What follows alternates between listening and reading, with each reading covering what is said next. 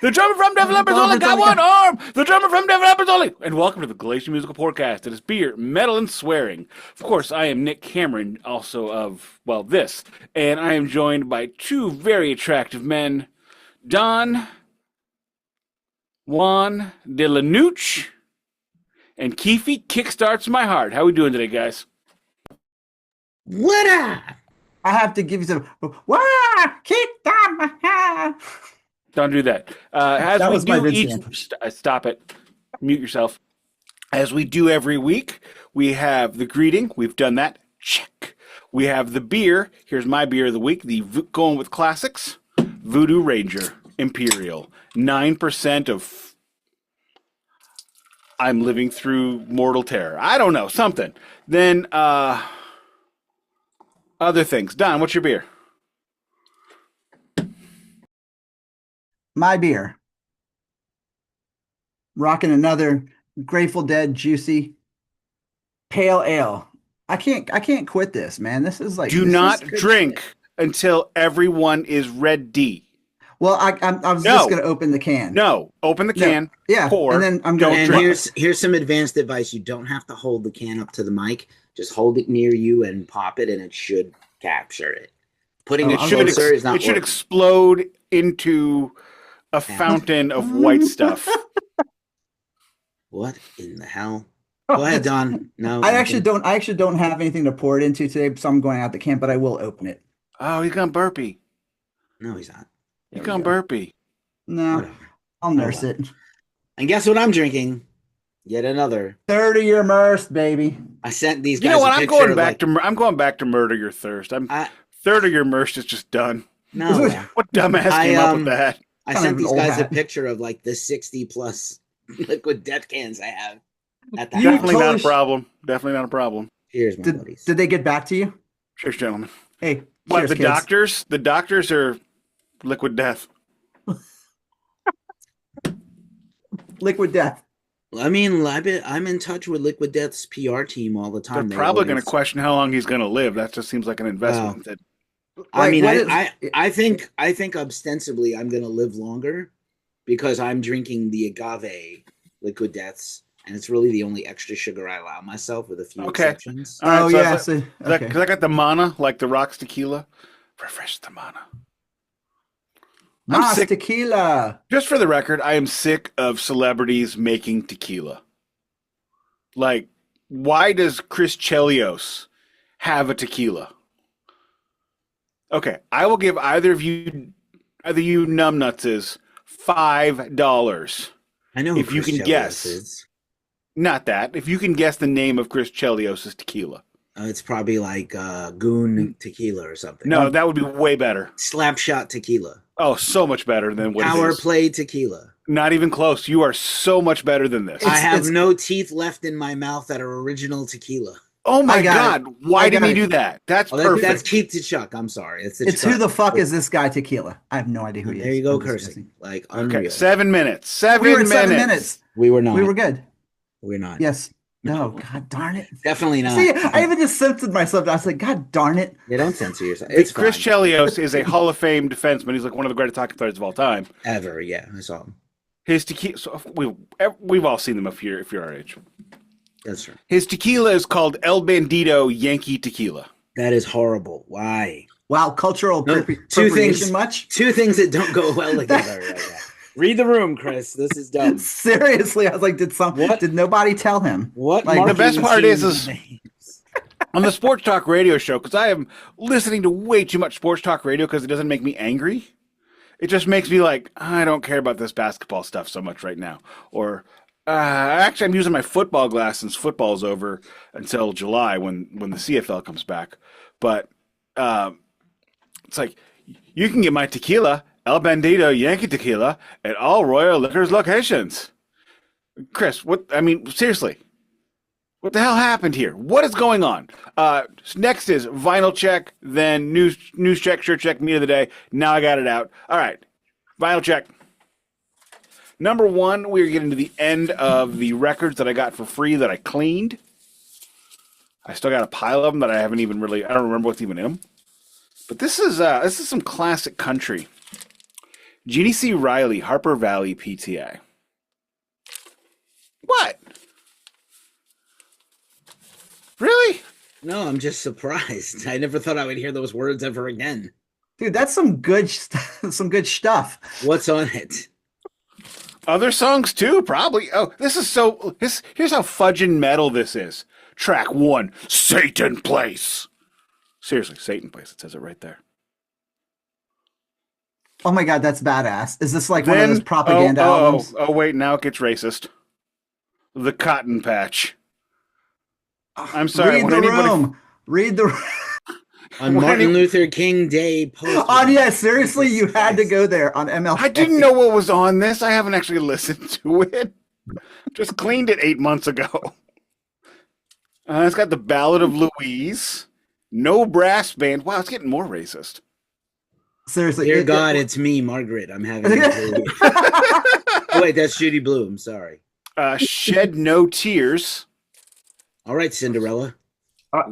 Widow Jones, getting judgy now. Now we're getting Southern. We're getting Southern aristocracy.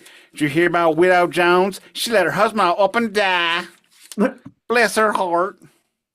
Mr. Harper, he's probably the dead one. Sippin' Shirley Thompson, more judgmental southernness, but spectacular. Little Town Square, and probably the most problematic title on the record. Don't say it. Run, Jeannie, Run. Why is that problematic? I'm trying. What's she running from? Don't say it. I ain't gonna say her brother / husband. She's running from the family D. She's running from Uncle Daddy. Not to be confused with father son. You know, right? Like she's running away from Cletus Spuckler. There's actually a band called Father Son that's quite good from Scotland. Oh, really? Well, I'm sure it's a totally different. Well, it's not Scottish, it's crap. And the other record of the week, A Tribe Called Quest. Oh, that's Midnight a good Marauders. One. I approve. $20. Got this thing for $20. I would say that A Tribe Called Quest is a band a rap act that I would actually do a whole series on. Like they're that good. You know, I also like the Far Side too. I thought that was a great band. Far Side are great. Yep. Yeah. I want to do like a series on or an episode on Gravediggers. Not because I think they're great, but I remember one video where they were doing like satanic gangster rap. Yeah, they're terrible. And I'm like, I don't think they're good at all. And I'm like, why isn't that a thing? If we were gonna, well, you know, it probably is a thing. It's just not a thing that's popular. So that should be a thing I listen to. You know, I feel like how many times on this show have you heard me pontificate about dudes that press their records in the 10s? Limited edition of 7, and I bought 6 of them. That's like my whole thing. I feel like that was a thing, and like, when did that come out? Was that like around 90? 91? Like 91, like 91, 92. Gravediggers? Yeah. Oh, no. Gravediggers was like 94. 94. Was it that late? I thought it was. I remember watching it after moving back to St. Louis. Okay, I was gonna say that kind of checks because now I think about it, I was in my metal band. We heard. I feel like that was one of those things that was like I don't know how sincere it was, if it was like a labels type management thing to try to. I don't know, man. I cannot imagine crossover thing. I cannot. You know? I mean, metal rap was a big thing. Judgment Night was a big thing around this time, but I just don't. I don't see an A&R dude saying, you know what? Let's merge satanic metal and gangster rap. Although, if it ever caught on, the PR poo-poo storm would be epic. Done. Vinyl check. My vinyl check. I have nothing new. But I do have, to commemorate the day, I have my OG pressing of... I got that on OG too. Last in Line. This is the copy that I bought. Interesting enough, I actually bought this for $4.99 back in like 88, I think. And look, it's got the little... Oh, you got a cutout. The little cutout. Yeah. Mine's not a cutout. Yeah, but I bought mine from the legit store. I bought mine from a store. Did you buy it when it came out, though? Did you buy it in 88? I don't think you bought it in 88. How much did you pay? It didn't come out in 88. It came out in 83. I know, but I bought it in 88. It was smoking cigarettes in the alley behind school and fingering girls. So he didn't buy it in 88, dweeb. Because I totally had the tape. I had my brother's like CD, so I totally had it in 88. Yeah, like Sorry. The first Dio album I ever got, and I don't know if we decided we're doing this. I don't think we are. The first one I ever owned myself, owned, was Lock Up the Wolves. Okay. I don't think we're doing it. I mean, you could have done worse, but it's still not great. It's also the first one I got on vinyl, which is weird. That's the first one you got on vinyl? First one. I went back to vinyl in 2015. Oh, I see what you're saying. Okay, gotcha. The only old vinyl I have is that has been in possession with one person the whole time ish. Is my father-in-law's stuff or my wife's stuff. We have stuff from my wife's childhood, like our copy of Theater of Pain, which unfortunately is not marital property, so we have to stay married. Is her copy from Columbia House. Imagine having to stay married because of a Motley Crue record. Oh my God. And Dude, I adore you. Listen, I spent time. I hung out with your wife. We saw Metallica together. I'm very fond of Lawyer Wife. But OMG, examine your life choices. Is this where we've gone? Like, I mean, I can't give it up. It's wow. That is actually, you know what? I have to agree with you because I have 3 autographed original pressings of the Donna's 45s that they put Also out. going to point out that Theater of Pain is terrible. That is not an album to stay married over. No, it's really the one to stay married over is Shout at the Devil. Yeah, I mean, if anything, it's worth divorce if it's played. We were listening to it like 6 or 7 months after we saw Motley Crue, one of the times that we saw them, and she just looks at me and she goes, "Damn, Vince just never could sing, could he?" No, he could not. He could stand there and be thin and attractive. No. Now what's he got? Now you can't do any of that. Okay, so do you guys remember? I can't remember who it was. If it was a producer for whoever it was that produced the Theater Pain album or some. Basically, I think it was the producer. They were talking about how Vince's vocal tracks for one song was pulled from like 35 takes. You've told this story. Yeah, I mean, that just tells you though. And I'm not a great singer, but look, I Vince can Neil's sing that vocal shit takes in are key. probably put together like Ace Frehley's solo takes were in 1989. You had Randy Razorblade putting it together. Nice work. Randy Razorblade. Well, I mean, like, honestly, That's a real dude. If Nikki never did heroin, how much worse would Motley Crue be? Not better, but worse. Wow. You know what? That is the first pro heroin statement on the show. Sometimes drugs are a good thing. Get the right drugs and give them to the right people.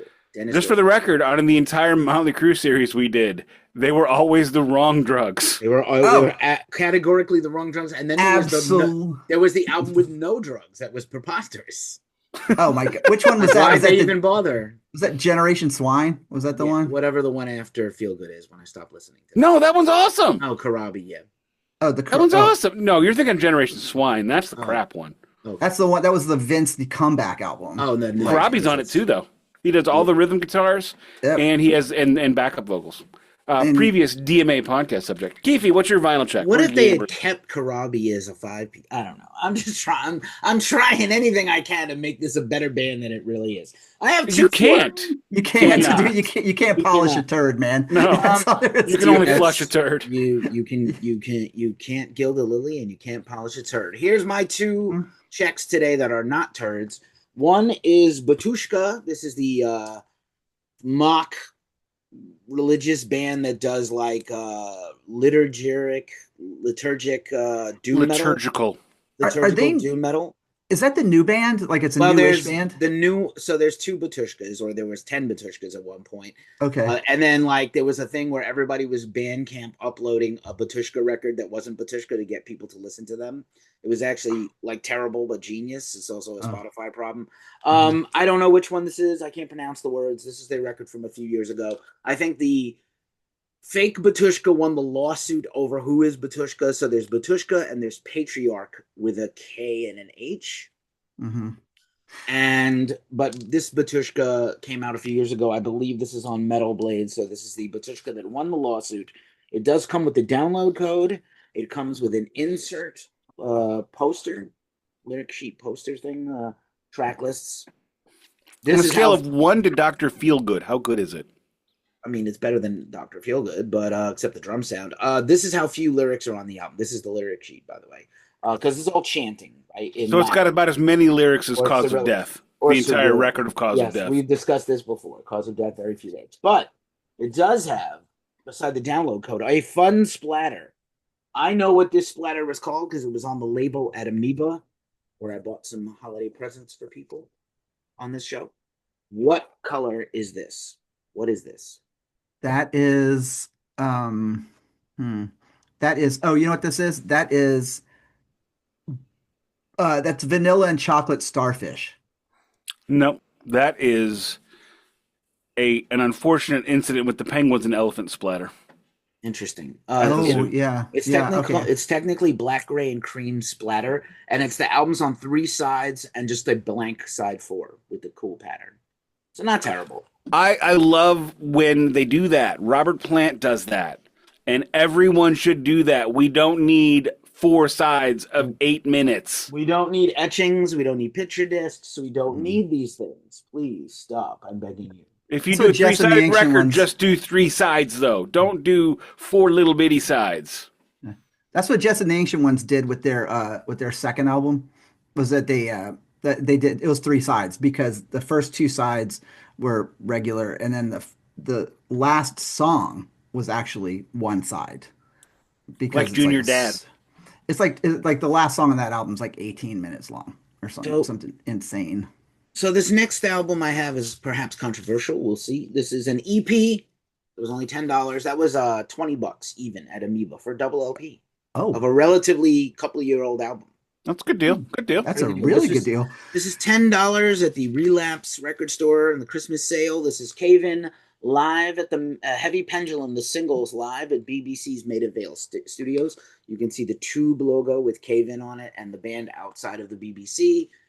So this is a 1 LP, just 4 songs, $10. I'm not mad at it. Recorded October 24th, 2022. Heavy Pendulum is their 2022 album that came out. I have that on vinyl as well. It was one of my albums of the year several years ago. And on this beautiful London Tube logo blue. Again with the Tube logo. That I will actually I would call that Smurf Jizz blue. Really? You know what I would call that? Romantic Lippin Pools. Do you think the Smurfs come blue? Because everything else they do is blue. No way. No, they come red. I need brainy Smurf to come. Papa Smurf. The comma Smurfs. The Jizzle of Smurfs, Papa Smurf, is actually milky white. Anyway, ask Smurfette. And here comes Gargamel. Papa Smurf, where's Money Shot Smurf? I haven't seen him all week. Where's Money Shot Smurf? Has anybody seen Reach Around Smurf? I haven't seen him. He's that's handy. No? Oh. I gotta give it up though. Handy Smurf is the best dressed Smurf, arguably, because he's got the overalls and they. Is it wrong that I want Snorks on Smurf porn? Yes, absolutely. We're gonna get demonetized. Oh wait, we're not demonetized. Anyway, that's my vinyl check. Can we get canceled for that? I mean, for interspecies erotica, cartoonish. Alien, you mean Snorks? Are we alienists? Remember Smurfs that? Hooking up? Snorks on Smurf. I want a Snorks on Smurfs gangbang. I think the Smurfs are superior to the Snorks, but what do I know? Here's what we should do: is every time we come up with every time we come up with something like this that could be a URL, we need to go ahead and buy the URL. Look, if you can think of it, there's a kink of it. So there's somebody that's it's already out there. Somebody's already out there. Don't yuck someone else's yum. Here's a fun Smurf trivia. Unless it's Snorks on Smurf. What the fuck? Smurf trivia. One of my favorite bands from 25 years ago was Drain, S.T.H. Basically Swedish babes, Alice in Chains. It'd be interesting. Saw them at the Ozfest. Be interesting to do like a 2 LP run of them. Nice. But so they had their second. They signed to a major label. They put out their first record. It's kind of like a heavier Alice in Chains dirt. Was same with the harmonies and different things. The drummer is actually the zenith talent in the band. She's incredible.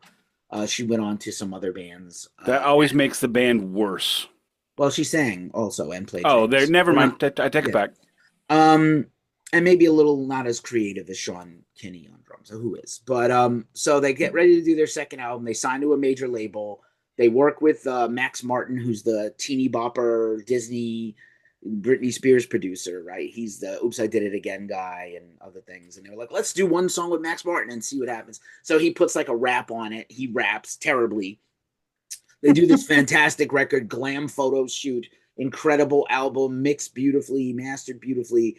And the week their album comes out, the #1 record in Sweden for like, they just wanted to have a #1 in their country. Obviously not big enough to be #1 in America. They did do 2 Ozfests and broke up before a Mayhem Fest came about. But the #1 album in Sweden, when their album Freaks of Nature, which also features Tony Iommi, husband of the former lead singer of Drain.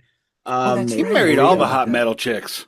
He did every time. Dude, he totally did. The album of the #1 album, literally, like, I had a chokehold on the countdown, was Smurfs' Christmas album.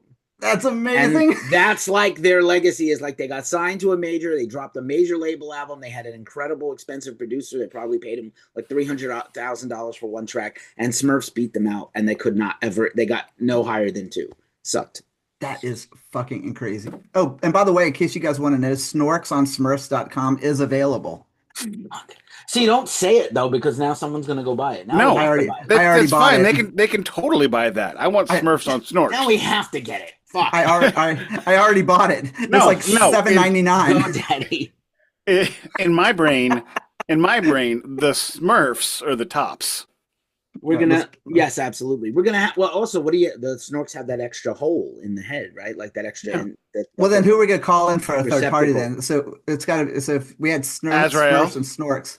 Well, no, I mean, what other cartoon crew could we have? So we have Smurfs and Snorks. This is like becoming the Warriors. Obviously, Gummy Bears. No, Gummy Bears, Care Bears. Gummy Bears. Snorks, come on and play. Gummy Bears had a cartoon? Yeah, Gummy Bears had a cartoon. Yeah. I don't remember this at all. Gummy Bears. Probably because you probably had friends. I did have I had a large friend group and I played it. Nick said I went had to friends. That's really, boy, that's, I gotta say, that's like Keith levels mean right there. Let me just tell you guys, Lizzie and I were talking about old cartoons the other day, and we're talking about the ones we can remember. I was like, and I told her, I said, do you remember that one cartoon? It was like a cartoon that was based on all of the different video games. It was called the Saturday Supercade, and they had like Q-Bert and Pac-Man. And Lizzie goes, no, I actually had friends to go out with on. I was like, whenever Pac-Man got bitten by the ghost, he didn't die. Yeah. He just fell down. He just fell over. Like he deflated a little bit. Yeah. Do you remember the pole position cartoon? Had nothing to do with that game. Neither did Q-Bert. Although there's nothing to really be about Q-Bert. He was like, there's on no the story top of a pyramid of blocks. I mean, like, don't fall off. Don't fall off. Like, how did you make a cartoon out of that? I mean, you can only do that gag so many times. Oh, look, it's a pyramid again. I think I'm gonna in fall Montana. off. What's on the other side? Look, lunch is on top. I mean, it could have been worse. Could you imagine them trying to do a cartoon off of E.T., the video game? I think they had a movie about it. I think they based a movie off that game. Like, I'm stuck in this pit, Atari, and I can't get out. If I'm not mistaken, the Atari ET game is the worst Atari game in history. It's actually buried in the desert. There's a whole Reddit. That's right. They buried them in the desert, but actually, like, people have it, and it is on Reddit. Yeah, I've played it. I had it when it was new. I mean, I had that contemporarily. Anyway, news check. I have 2 newses. The first news is John Corabi newses. Oh. John Corabi is going to be touring with... Damn, who the hell was it? Buck Cherry, and they're both supporting Tom Kiefer Cinderella. And I might go if I can get free tickets, because I want to see John Corabi. Don't know what he's going to do. Probably play a little bit of songs I've heard, and a little bit of songs I haven't heard and don't want to hear. Because he has albums that aren't the ones that I have. He probably likes them. I don't know. You don't know what you got till it's gone, Nick. Yeah, I do, and I've heard that song, and I've heard Tom Kiefer sing that song. If you can call what he does singing, I call what he does killing a cat. These days, I just think he was awesome. I'm talking about 25 years. Oh, Jesus Christ, yeah. Bit of news is Exodus is going on tour with Sepultura. And the best part is, they're not coming to town. They're going to the same cities they went to last time. With also Bastards. Biohazard. Also, Oh yeah, I knew Biohazard. I couldn't remember the third one, but I didn't want to clickety clack and get yelled at. Done. Okay, let's see. So I got like 2.5 pieces today. One of them's really short. I'll start with the short one. So Gene Simmons and Paul Stanley's kid put out have formed a folk group called Stanley and Simmons. And I am not gonna lie, I have listened to this stuff unbiased, and it is fantastic. It is really good. It is like a cross between, like it really reminds me of Crosby, Stills, and Nash. Like Where's my shark? I need my shark to just come out and just eat my ass now. it's got some, wait, did somebody say eating ass? Oh, look, it's Miss Gazzari Dancer. Did somebody talk about tossing salad? Like, what's going on? Hell, yeah, hey. She's looking a little deflated there. Is she all right? Well, no, I mean, it was a long weekend.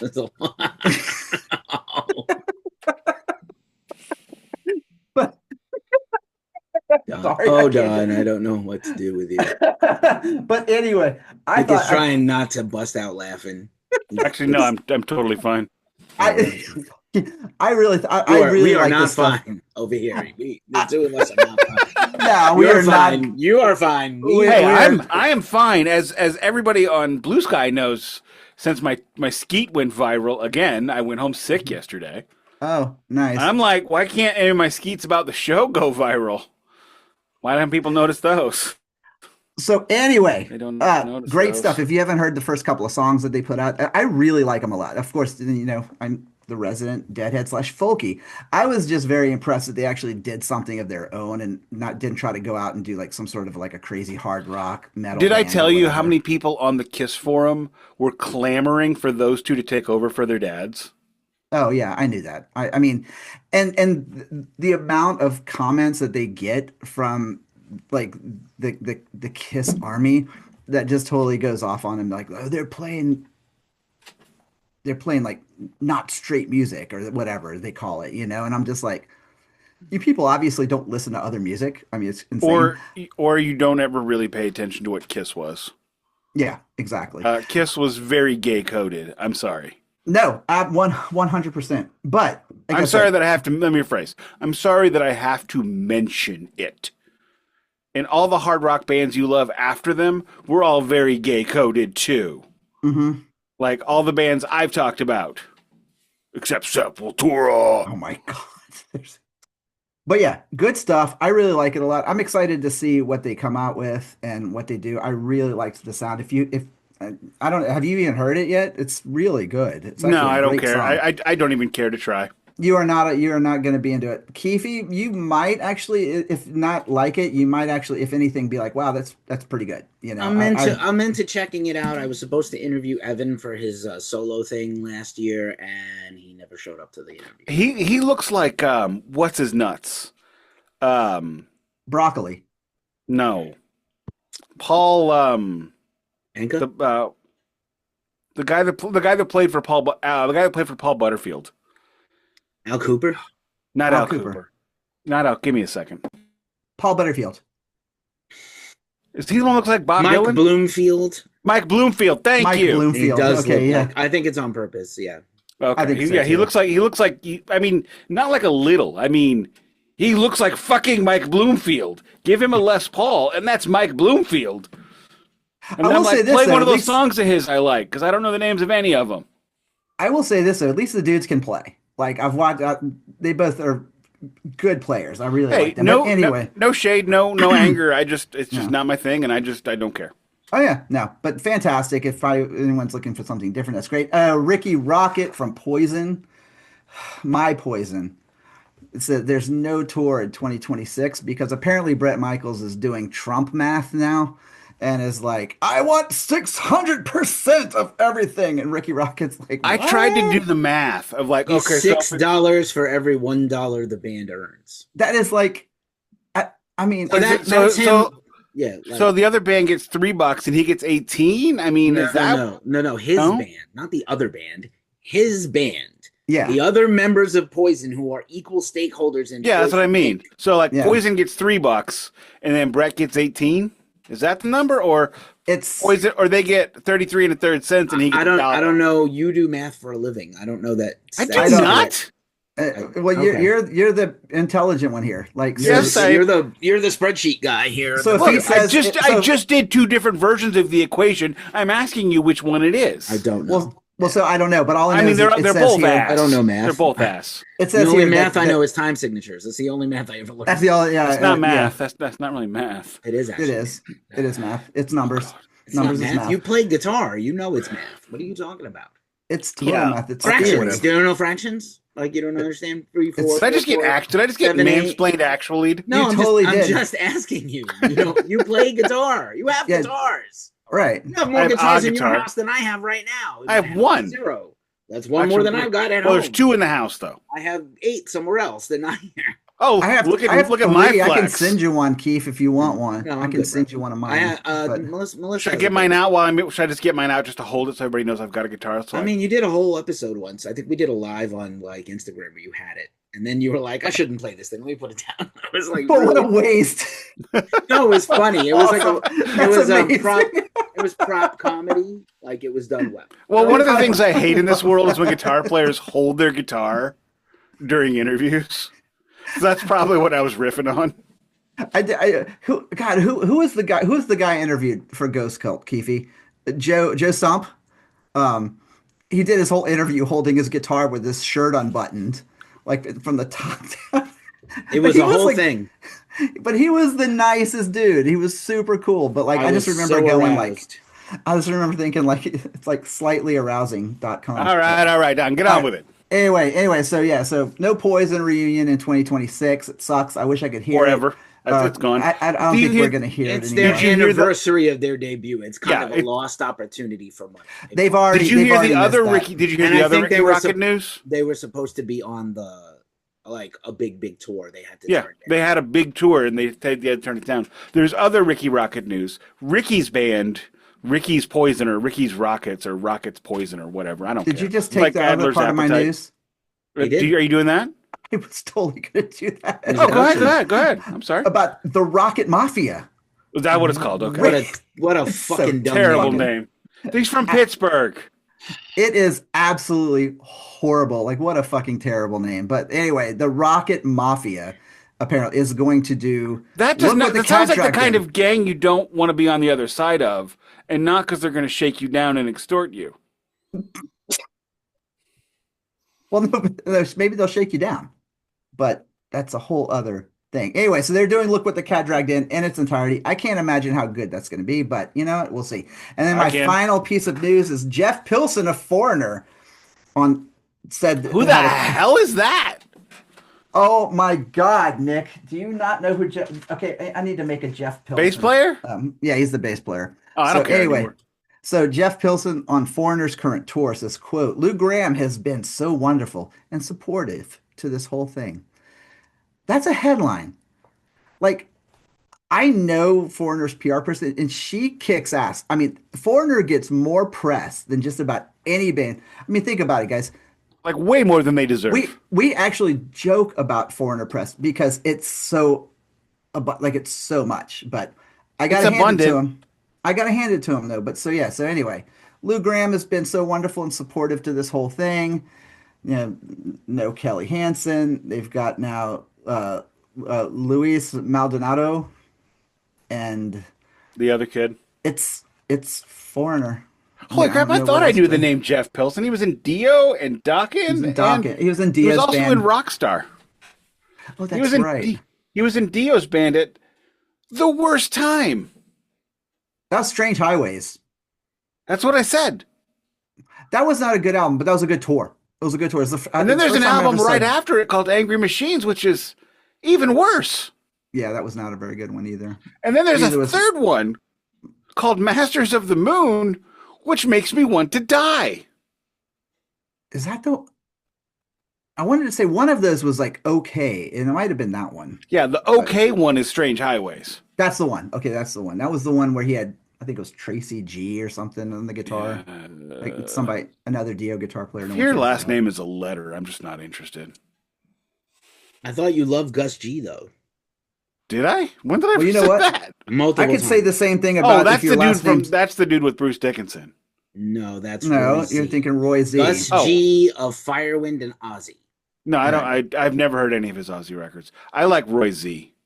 I like Roy Z too, but I think he has also got a soft spot for guitar players who have a number for the last name. I'm fine with that. John Five. I'm also fond of rappers whose name is John Five. Okay, Mike Tempesta for a long time was Mike 33 in Rob Zombie's band. Oh, that's right. John Tempesta's I want Johnny Five and John Five to do a record and a tour. Johnny Five the robot. No, from John Flowbox. Five alive. John Five alive. Obviously, Johnny Five the robot would be on the stage. Speaking of a terrible racism, Fisher Stevenson. Oh God. Fisher Stevens, Connie Stevens' son. Let's not. Let's though. That'd be a fun chaser. I'm from Pittsburgh. Done. He's from Pittsburgh too. Is that all your news? It is. But real quick, if you guys can name one more heavy metal guitar player with a number for the last name, I will. Six. I'll do. No, that's not a number. That's spelled out. I'm talking. It's a number. Like a numeral. It is a number. It's spelled out. Okay, let's do it. A numeral. Like as. Can it be a Roman numeral? No. Oh fuck! Why? I will do the truffle shuffle if you guys can. I don't want you to do the truffle shuffle. I'm not interested. I'm no longer interested. Yeah. Whatever it is. What's Keefy's news? What's Devlin 7 from Alice Cooper's band? Oh, what's Keefy's like news? literally the 55th guitar player from Alice Cooper. Who the fuck cares about that guy? Like, really? Don't you know he was the guy that was like way up there to the left I had behind to the spit snake? my beer back into the glass, and now I got to wipe it off my cheeks. Sorry, who's the weightlifting guy that Cooper had that came back? Kane Roberts, man. Oh, fucking Kane Roberts. Is that the wrestler or like a different dude? Or is that a different dude that's a muscular, steroided monster named Kane? It's a steroided guitar playing guy. Trey Azagoth. He's a pretty good. And he dressed up like Rambo. Trey Azagoth. He always dresses like No, and he had a machine gun guitar. Trey Azagoth. No. He used to smuggle steroids back from Mexico in his amps. That's shoot himself in his peen. I actually heard that, yeah. So I'm done. That's my news. I have multiple bits of news today. We will not interrupt you. Don, mute yourself too. You can interrupt me if you want to. One of my favorite bands, Sevendust, announced their new album with their new deal with Napalm Records. I like Three Dirt. I feel like Rise Records didn't do anything for them. I don't know why they didn't get. Again, Sevendust just somehow making great albums. They're supposed to take a hiatus after the last one. They didn't. They have a new album. They have a huge tour coming, and then I think they're probably going to quiet it down for a while. The new album is called One. It comes out May 1st. I already did the pre-order because I love Sevendust. Period. Did they cover it? They did not cover it, no. Why would they cover? Korn already did it. You can't. Did they cover it by U2? No, not that one either. That song sucks. I don't require a cover of those things. Anyway, it's just a joke. It was funny in my head. Maybe it didn't work out that way. Let's move on. So Sevendust, who I love, also announced a headline tour. They are coming to Atlanta and Myrtle Beach, I think. But I might try to see if we can get it covered in Atlanta. Because I think the other bands are not going to be a thing for Don. If it was just Sevendust with some similar bands, then Don would be into it. But it's like a Treyu, so it's going to be a lot of swoopy hair, metalcore, whiny shit.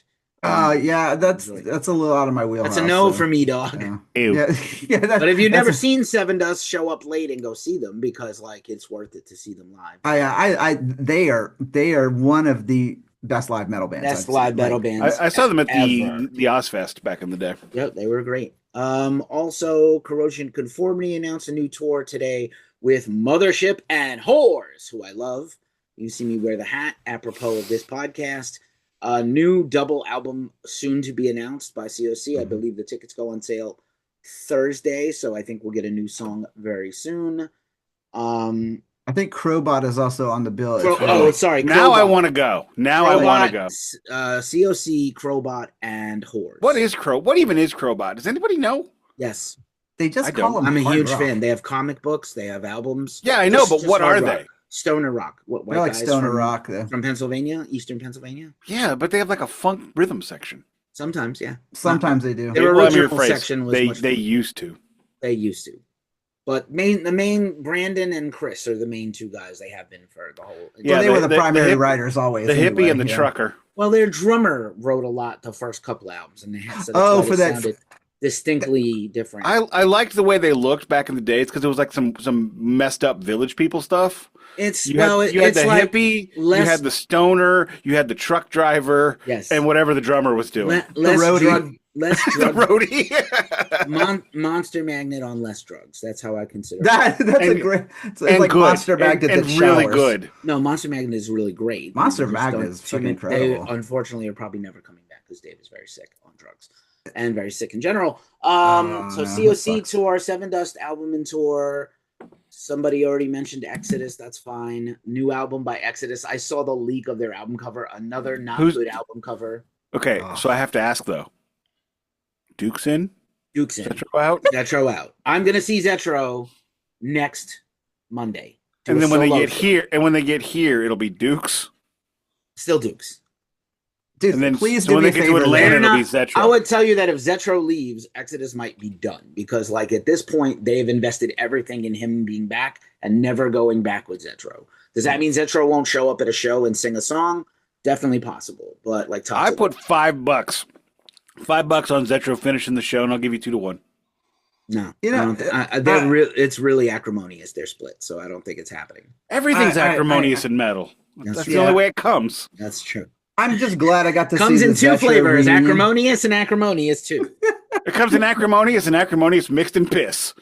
Acrimonious Junior. That's really funny. You said I it had comes. It does come. I had a fourth thing and I can't remember what it is. Slipknot. Did I talk about this last week? So Slipknot. I don't think so.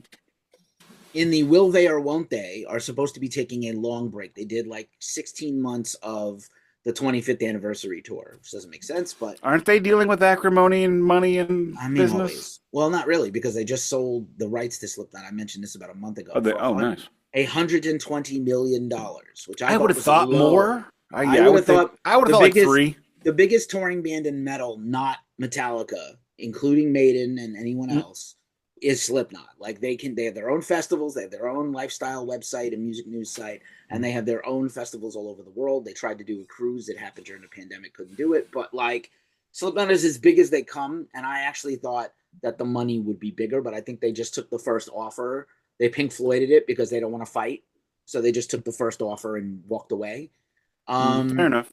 See, and that's the thing, because you start getting into the bigger bucks, the more time you have, especially if you become a legacy band. That's where the real money is. They've had several people leave, die, retire, whatever. So they have some anonymous guys. Don't touch it.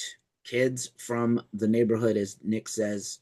It was the rubber band. I don't care. Don't touch the mic once we start recording. Don't touch it. I made that mistake a few weeks ago. So what happened? Don't do it. So I love you, but just don't do that, please. I ask you. I'm begging you. Don't even look at it. Can you hear the sustain? Go get a bite. So yeah. So interestingly enough, Clown says that we're taking a long break because we need time off.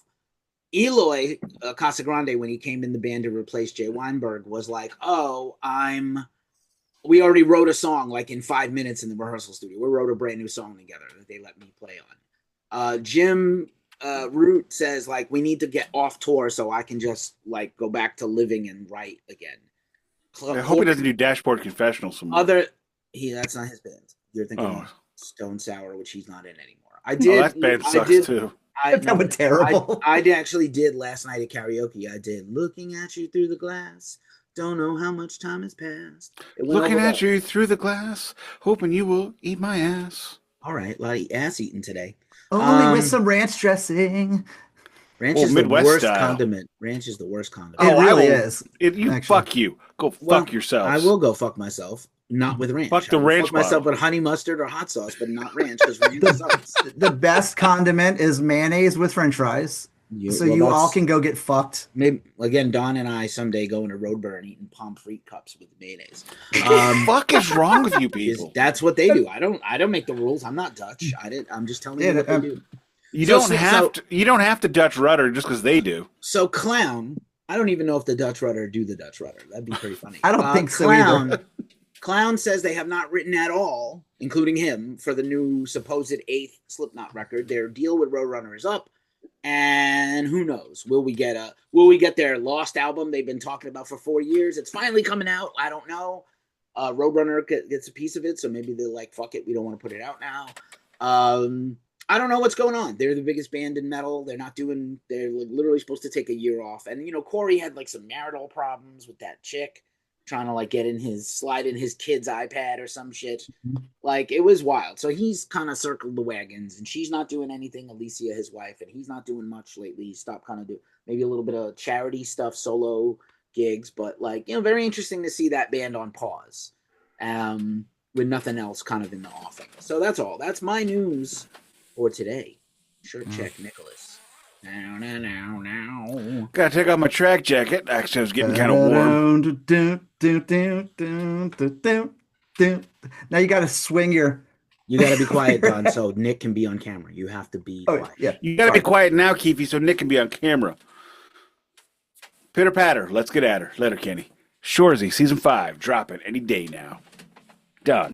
Nice. Marie LaVeux's House of Voodoo from New Orleans, straight out of New Orleans. I had this shirt back in the 80s and 90s. My buddy from New Orleans actually sent me a new one because I haven't had one in years. So. Oh, and just because it's cold, I'm wearing a long sleeve shirt under my short sleeve shirt. You're very sweaty with 3 layers. What do you name? Yeah. What's your name?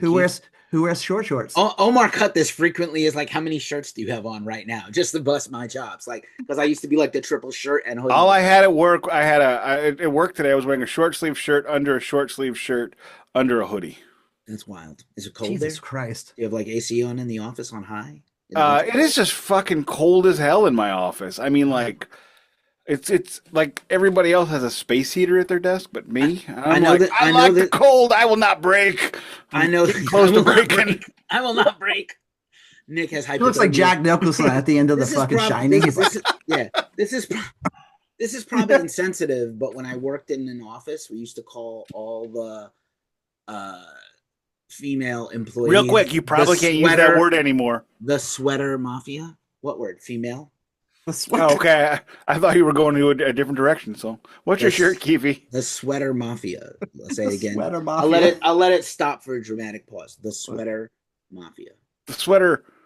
Pause. God. Oh man. I somehow for the first time ever didn't cry in front of Melissa. Like watching Wrath of Khan for Christmas, which is one. You still cry at Wrath of Khan? I still cry at Wrath of Khan. Dude, you know what? Maybe it's easy for me not to cry because my ex-wife said after my grandmother's funeral, I got more emotional at Kirk's monologue for Spock. He was the most human. That's a pretty vile thing to say to somebody after their grandmother's funeral, though. Anybody ever see the SOD home video that came out when they reunited for season No. Bigger Than the Devil, whatever that album was. Bigger Than the Devil. There's like an entire, I know he sucks, but there's an entire thing of Billy Milano just in the studio on the mic doing the 911 call for Shatner when his wife died. He's like, my wife's at the bottom of the pool. Like even in the 911 call, he's kirking it up. Double fist. Amazing. It's kind of amazing. I feel bad for him, but he's remade. Okay, we probably shouldn't laugh at this. We should not. Gary Busey, Gary Stories That Scare in the Dark. Oh my god, that is terrifying. This is haunting shirt by Met Syndicate. I had. Is that really Gary Busey? That is really. It's a recent picture of Gary Busey, and they made a shirt like the next day. He looks like this creepy guy from Exorcist 2. He's like Tales from the Crypt. he's like Tales. I met Gary and Jake Busey together at a horror convention and metal festival where they then came on stage and played kettle drums with Mushroom Head. And the entire time Gary's just like into it, like heavily into it. And Jake is kind of like, I'm cool. I'm going through the motions. I'm concentrating. And Gary is just fucking in the moment. Like fucking give me a mask and a jumpsuit. I'm joining the tour. I was just like, put him in fucking Slipknot, man. So that's interesting. So I have to ask, so did all of this happen to Gary because of that one accident he had? Like that, it was like, that's crazy. Don't ride your motorcycle without a helmet. You will crash and Ben Roethlisberger. Rapist burger. I hate that guy. Oh, I fuck hate that that guy. guy too. I realized that after I said it. I'm sorry. Yeah, it's fine. You can. I mean, you can talk Uh, about Ben Roethlisberger. You don't have a football team in St. Louis anymore. If you Yes, I do. the Battlehawks don't count, Nick, Why? because I only count the NFL. My team finally hired a good coach. We got John Harbaugh. Who's The NFL is insane. Toronto NFL hired John Harbaugh? the Giants. Why Toronto would be my team when I'm from New Argos. York? The Argos. No, not the Argos. Giants, Argos. Same thing. Same No, thing. no. Alouettes? No, Alouette. My team's the Rough Riders. That's insane. Reigning Grey Cup champs. Saskatchewan has nothing to do with St. Louis or you. Why? Because they won the championship. Because you're a front runner. That's fine. I don't blame you. Well, hey, I no. Hey, no. is that the Rams truck backing up to leave again another city? Hold on. Hey, buddy. When's the last time you saw a Stanley Cup and a World Series? 94. Oh, well, in 2009 for the World Series. Stanley Cup. And a Super Bowl? 94. So let's add up all those numbers. Let's see who's the the Giants and first of all, the Yankees are the greatest team in sports history. We're the most championships. Get fucked. And the Giants, we win every 25 years. That's how we do. Hey, just saying. We beat the won. undefeated Patriots. All of them, all of the world was thanking us. They were 18-0. We beat them. Like the whole world was like, "Good job." That's good for you, Lil Shaver. Yeah. All right. Can we move on to the meat of the episode? Yes, the meat of the episode is what is wrong with the greatest baseball team the world's ever created, the St. Louis Cardinals. They finally traded Arenado, except not to my team. Did you see what they got for him? No, not at all. Like a bag of chips. They got a pitcher no one's heard of, who's never played a moment of pro ball. Yeah. And they lost. And they have to pay 85% of his salary. Yeah. And he's like their next. That's what they got. He's probably going into the Hall of Fame as a Cardinal. I don't think so. No, he'd go in. That's pretty great numbers. No, I think if he goes in, which I don't think. In my humble opinion, I'm not. Now, keeping in mind, was he there for the? Did he start when they got the last ring? I think he was a rookie. No. Oh, after he was in Colorado then. Oh, okay. He was in Colorado until I think 18. I don't like cheaters, so Carlos Beltran getting into the Hall of Fame disappoints me. I look. I'm saying let them all in. It's fine. I mean, he didn't do steroids. He's just a cheater. He was a cheater. He's a cheater as a manager. Steroids. Every one of them did steroids. Okay. Carlos Beltran was hitting 70 goddamn home runs a year in the mid aughts. I think 50 something is his most ever. I'm exaggerating. You are, but exaggerating. Your team is the guy that had the guy with the 70. Your team. One of the guys with the 70. One of the guys with the 70. There was three of them. Yeah, Bonds, McGuire, and Sosa. Sosa got 60 something. Like 66. Yeah. No, I mean, I knew Mark McGuire was on steroids back then. I mean, there's no question. We all did. I believe Albert Pujols was on steroids. I hope not. They all were. When the backup catchers were juicing, our $153 under the Mendoza line backup catcher was on the juice. That's fair. The way he put it was, hey, by doing this, I got a major league paycheck instead of a AAA paycheck. And I recently found out how much those AAA kids make, and it is terrifyingly low. I understand now why baseball makes so much more money than hockey. A AAA hockey player makes $500. A AAA baseball player makes $10,000.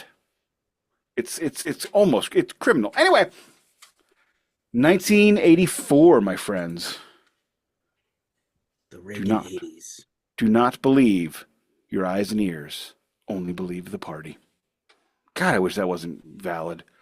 1984 is when Dio returns. But let's talk about before he goes away to return. Let's talk about the Holy Diver Tour. The Holy Diver Tour starts in September of 83 and goes until January 7th of 84. He's playing to 10,000, 15,000, 20,000. He's playing festivals of 50,000. He's headlining arenas on his first solo tour. And as we discussed largely last week, Ronnie James Dio was not an unknown quantity when he got into Black Sabbath. He was an unknown quantity when he got into Rainbow. So he's definitely a known quantity at this point. Even if the criminally underrated, even today, Black Sabbath albums are still were criminally ignored. So it's still surprising. I mean, Ronnie James Dio goes solo 2.5 years after Ozzy Osbourne. Ozzy Osbourne goes solo after leaving Black Sabbath, and he plays theaters. And it's probably unfair and it's probably rude to continue to compare these two dudes. But I think it's safe to say that their careers kind of mimic each other. You know, they were in and around the same orbits, playing with they were swapping bass players and drummers and guitar players for the next 30 years. So maybe it's not unfair. But Ronnie James Dio comes out the gate way better than Ozzy did. He has a hit single. Ozzy, what? Bigger numbers on tour, bigger tour numbers anyway. And Holy Diver, I mean, nobody talks about Holy Diver like people talk about Diary of a or Blizzard of Oz, where it wasn't recorded well. It's not great. It could have been better. You know, everybody loves Holy Diver. So it's an interesting juxtaposition, in my opinion. Now, let's talk about the songs played on tour. Here are all the songs played on the Holy Diver tour. Let me know when you get surprised. It's not till towards the end. Holy Diver, Stand Up and Shout, Don't Talk to Strangers, Heaven and Hell, Man on the Silver Mountain, Caught in the Middle, Gypsy, Long Live Rock and Roll, Rainbow in the Dark, Tarot Woman, We Rock, Gates of Babylon, Invisible, Shame on the Night, Sign of the Southern Cross, Straight Through the Heart, One Night in the City, The Last in Line. Hey, a little bit of preview there. Drum solo, fuck you. Guitar solo, Catch the Rainbow. Why would you even bring that back? You only played it 8 times. You need to stop that. I will not stop it. I will continue. I will get worse. Evil Eyes, The Eyes. I guess that's the Eye Suite. Voodoo, a couple times. Mob Rules twice. Oh. Master of the Moon. Preview from 30 years from now. Really? Like, is that actually like the same song that we know? Or No idea. okay. Mistreated, Neon Nights, Stargazer, and Sunset Superman. You know what he never plays? The songs we said he's never done from the last album, which is kind of interesting. It's super interesting, though. But I think I've never really paid much attention to the set list of this, but I found it interesting that the choice of Rainbow songs were great choices, but they were actually the safer choices, I feel like. So, like, I don't know how many people really think of the Rainbow songs he was on other than like Man on the Silver Mountain. We all know that one. We know Starstruck. We know Long Live Rock and Roll. Well, look, for the longest time when I was a kid, I thought those were Dio songs until They sound just like Dio. The first few Dio records sound like the Rainbow records, but better. Honestly. But Tarot Woman, that would have been cool. That would have been kind of cool to hear. I might have to see if I can find some bootlegs from that tour. Shut your whore mouth. Damn it. Wait a second. Hey, did somebody call me? I'm not going to tell her to open her whore mouth. Go, Nick, go. Shall we discuss the year in metal, Keefy? Sure. I'm going to say I don't agree. I think the expectations for Ozzy were lower, and he absolutely outperformed. He had a platinum album in 3 months. I completely agree Dio that the got a expectations major for Ozzy label. were very low. Yeah, Dio leaves Black Sabbath on a high. I mean, we should discuss at the end of this series, like, what if Dio didn't leave Black Sabbath? What if they stayed together the whole 80s and other those bad records don't exist?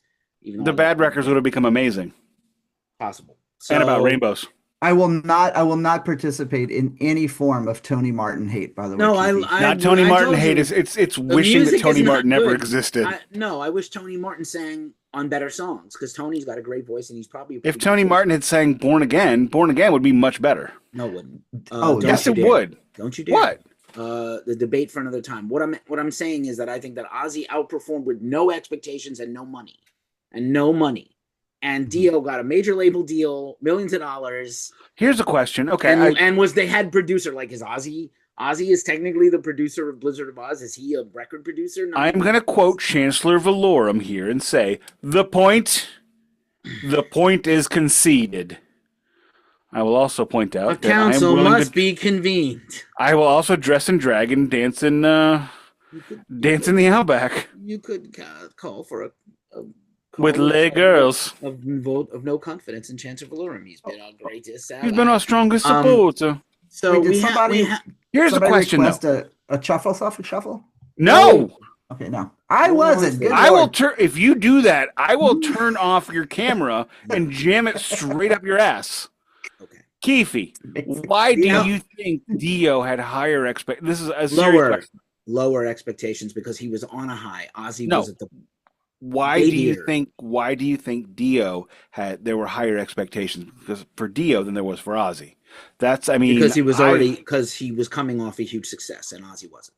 What? Okay, were those two albums they successes? Really? Yes, absolutely. I don't know Platinum. contemporarily because gold and then platinum in the 80s, both. I didn't know Holy that. Diver was not platinum for years. No, I'm talking about the two Black Sabbath records.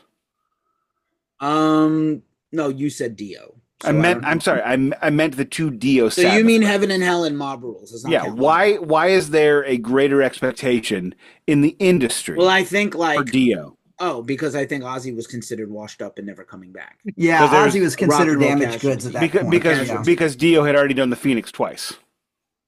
At least once. Yeah. No, actually, not even. The Phoenix is his Sabbath time. Is the Phoenix? But okay, fair. We're picking nits. We have done the year of '84, but not. I just thought it was an interesting question. You didn't get the answer you want, or I don't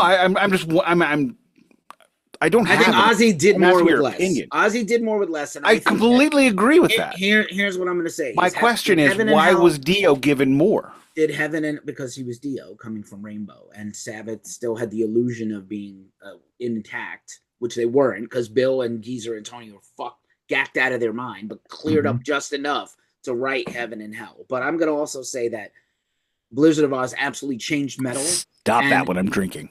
Heaven and Hell, yes. Heaven and Hell and Mob Rules, as great as they are, because we discussed this, didn't change metal other than Dio getting a better, It got a Dio bump, not a Sabbath bump. Yeah, but Sabbath got a bump from Dio, not the other way around. But completely. Although better songs, I'm going to be honest. Last couple of Rainbow records, not whatever. Last couple of Sabbath records, not great either. Yes, also, but the reality is that Blizzard of Oz changes metal forever, and Heaven and Hell and Mob Rules are incredible records, but they're not. They're incredible, but I don't know that they're game changers for all. Don't hate me for saying this, but I would compare them to Number of the Beast and Power Slave. Great music. But it doesn't change anything. Well, I don't know. I don't know. I disagree. We've done Maiden, and we talked, and then you were like, "Oh, all these records are 30, 30, 30s, but they're all great." So the thing about the thing about those bands, and I was thinking about this today, and I'll talk about it. I'll spill the beans a little bit. This one's a bit of a 30, 30, 30 as well, a bit. And I think the reason why is because so many of these bands, the bands that aren't ever 30, 30, 30 bands, Pink Floyd, Metallica, Megadeth, it's because they're not recording every year. They're not recording twice a year. When you're like the way what's his nuts, the manager for Iron Maiden put it in the Iron Maiden self-masturbating documentary they did of the 8-hour documentary they made for themselves. Said, we did an album and a world tour every single year in the 80s. Of course, the years were longer back then. Well, maybe we don't need a whole album every year. Maybe we don't need 60 minutes of new Iron Maiden music. Maybe we need 45 every couple. Maybe Power Slave and Peace of Mind could have been one record. Maybe we don't need to flash a blade. Maybe that song's not all that tremendous. It needs to be on wax. Well, that song is not all that tremendous, but to say that Power Slave's only half good is not accurate. That's true. But let's do the albums of the 80s. I think Flash of the Blade's incredible, and it's one of the most covered songs by Iron Maiden. Albums and EPs of 84. Hey, Nick, it looks like we're stuck on the island together. Yeah. Caught in the Nick is Tom Hanks and Don is the soccer ball. Okay. Volleyball. Don! Albums and EPs of 84. We have not done this in quite a long time. Lee Aaron, Metal Queen. Oh, yes. I love that. AC/DC Live EP 74 Jailbreak. Pretty great. No interest. It's great, but didn't need to be. Alcatraz has a live record this year. God knows why. Yeah, correct. Is that the title?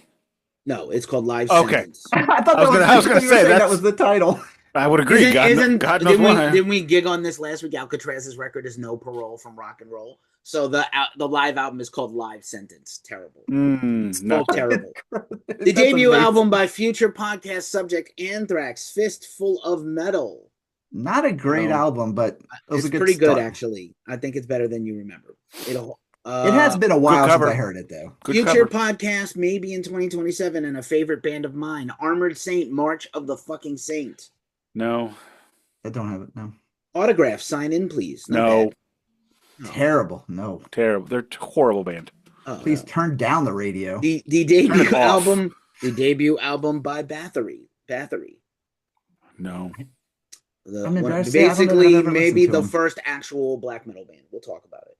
The actual first black metal music. Speaking of black, but not black metal, the debut self-titled album by Black and Blue, produced by Gene Simmons. Hey. Absolutely not. Anything good. Gene Simmons produces bad. The debut album, a lot of debut albums. The debut album by Bon Jovi with "She's a Little Runaway." That, when you're 15 and watching that video is cool, but when you get into your 30s and Slippery When Wet. Slippery When Wet in New Jersey, I'll throw down for. I don't know about the rest. Yeah, I'm just talking about the video for Runaway. Ew. Oh, it's terrible. Yes. The debut album by Celtic Frost, Morbid Tales. Also, a high point in early extreme metal. I need to check it out. Pretty decent second album by Sirith Ungol, King of the Dead. Nope. That is a good album. The debut studio album by hardcore band Corrosion to Conformity, before they were kind of crossover-y hardcore. Nope. Which one was that one? Eye for an Eye. I love. That's a good album. It is. Is that the one with the crazy? No, I'm thinking of Animosity. No, Eye for an Eye is the album with the original COC logo of the air raid drill with the spiked helmet. Yeah, right. Okay, yeah. And drawn, I believe, by, if I'm not mistaken, Reed Muller. Geddy Lee. No. Oh, I thought it was Mike Dean that drew that, but I think you might be right. I didn't know Mike D did covers. The debut studio album by The Cult, following their period of time as Death Cult or Southern Death Cult, Dreamtime by The Cult. Not their best work. From the South? They are not. They are from England. They're from England. That's an oddly good album though. It's surprisingly good for a band. Like CCR. Did you know CCR's from San Francisco? Yes, not at all. Code switching sons of bitches. Whatever.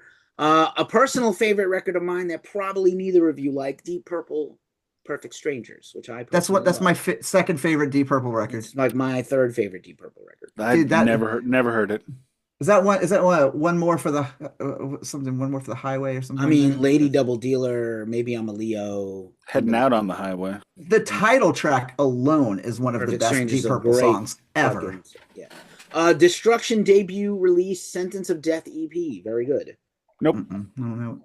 Paul Di'Anno, by the way, I bought today the pre-order on Paul Di'Anno's Warhorse final album. Oh, they're limited. You got to go quick and get them. I'll send you the link, Don. Need to get them. So Di'Anno, self-titled Di'Anno record, which is his first anything post-Maiden. You should go back and revisit that. That was before Battlezone, correct? Yes. Okay. The second studio album from Don's favorite. Came out on my birthday in '84. How terrible! Came on your birthday? Came on my birthday. I did not come on my birthday in 1984. I was 12. Tooth and Nail, Dawkins. Great album. Is it? But it really, no, seriously, it totally is. The title track alone is like one of the heaviest. Yeah, it's one of their best tunes. That's fair. It's a great song. Second studio album from Europe, Wings of Tomorrow. I didn't know they had 2 songs, much less albums. They have 20 albums. That is actually a pretty good album. The second studio album from a band we talked about last week that you guys are unfamiliar with, Exciter, Violence and Force. I know of them. I just know the name. I don't know anything. I couldn't tell you. I can describe the album cover of that one we talked about last week. Never heard it. The second studio album from Fastway, All Fired Up, not good. Nope. Yeah, I don't think so. No. The debut studio album from Fate's Warning, Night Unbrochen. Nope. Released on Metal Blade, progressive metal and rock. Lita Ford, Dancing on the Edge. Hang on, I might have that one. Please not a great album, but that's a great song though. Yeah, Actually, that was her show opener on the Lita tour. Yes, I have that one. I Okay, can never remember which leader record I have because it's not a good one. sure. It's this one. Similar to Dokken, both. I told you that book by Alan Nevin was banned, sued out of existence by GNR, right? So there's a tremendous amount of time given to GNR, Dokken, and Great White because Alan broke all three of those bands, and so there's a lot of discussion of him producing both Great White and Dokken at the same time. So Great White's self-titled debut full-length album. No, thank you. It's okay. Fuck Sammy Is Hagar. that the black? That's the black album with the Great White logo. Which album is Black Album? Yes, it is. That's not a very good record. No. Hanoi Rock's live album. Hanoi Rock's Two Steps on the Move. Yes, fantastic. These are record. posthumous, yeah? No. Like they're dead. No, these are 84. Like, what are you talking about? No, When did Razzle was die? still alive. Okay. He didn't die until 85. Yeah. Oh, okay. Once again, Helix, Walking on the Razor's Edge. I don't think anybody has any Helix records. I was about to say, I don't think anyone. I've never known anyone to be like, you know what I need? I need to find that Helix album. Another- I've never heard anybody say, you know that band Helix? I have. Hellhammer, another early Celtic Frost-ish band. Apocalyptic Raids. I thought Hellhammer was Celtic Frost. It is kind of. Okay. All right. Do you remember this band? Don probably does. Hellstar from Houston. Nope. Yes. Great Burning band. Star, their debut album is out this year. That was a good album. Hiroshima, Taste of Death is out this year. I remember them, but don't have The band Holocaust, new wave of British heavy metal band, has their album No Man's Land out this year. Was that got the one that Metallica covered on it? No, it's a different record, but you're right. Yeah. Iron Maiden, my favorite Iron Maiden record of all time, Power Slave. Fuck yes. It's number 2 for me. Once I- again- WG Press.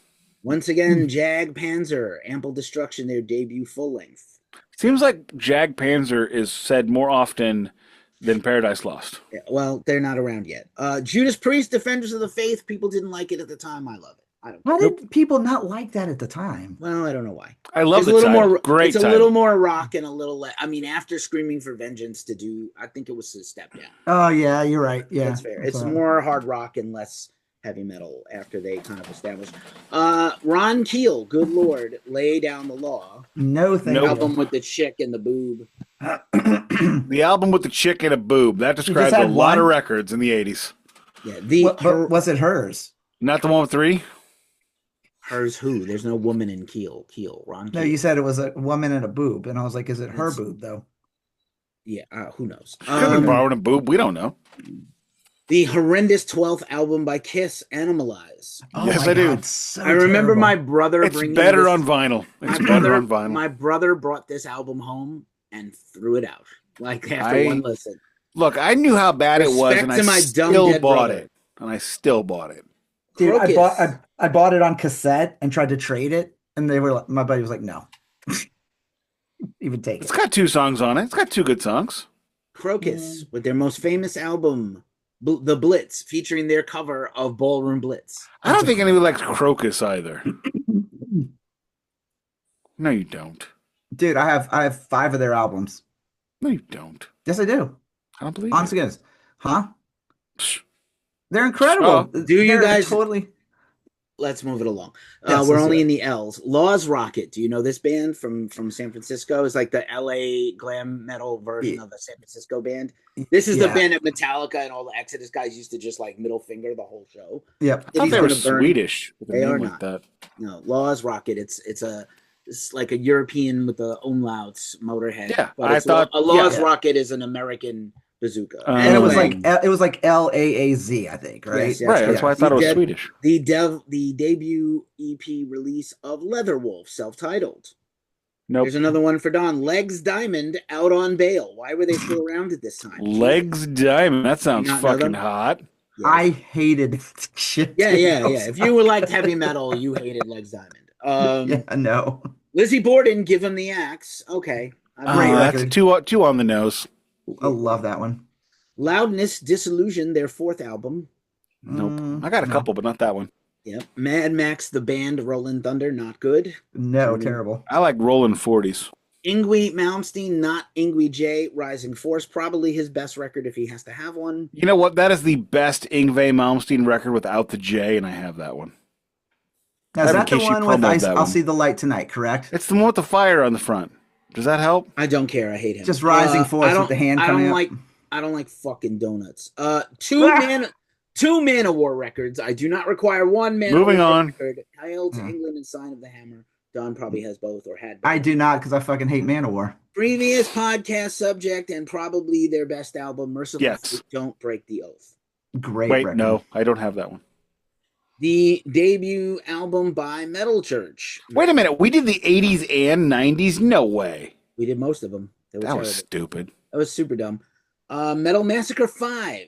Don't know what's on it. Don't I don't care. remember, yeah. Too many Don't Metal you- Massacres. Well, I mean, like, they're still doing them. Are you Metal serious? They're digital. If you go on Spotify, they're kind of all there. I don't have Spotify. Probably my favorite record ever of this, my favorite Metallica record, Metallica Ride the Lightning. Hell yes. Not my favorite Metallica. Seem but to it's remember good. my brother having this on CD. Gary Moore, We Want More Live. Duncan sent me that. I got that for Yes. free from Duncan. That's amazing. Go Duncan. I need to hear that then. Motorhead, No Remorse. They're bronze. It's not compilation. tremendous. Eh, And no. it's- Well, I mean, it wasn't put out by them, so they were trying to sue. No, the Oh, the the Gary Moore. Well, Yeah, Gary Gary Moore. Moore. does it have because we've ended as lovers, or since we've ended? Dude, as I lovers? haven't listened to it in like 3 years. All right. I have a worse, speaking of- and I have a worse Gary Moore record. If you Speaking want of to hear. other live records, I don't require. Michael Schenker Group, Rock Will Never Die Live.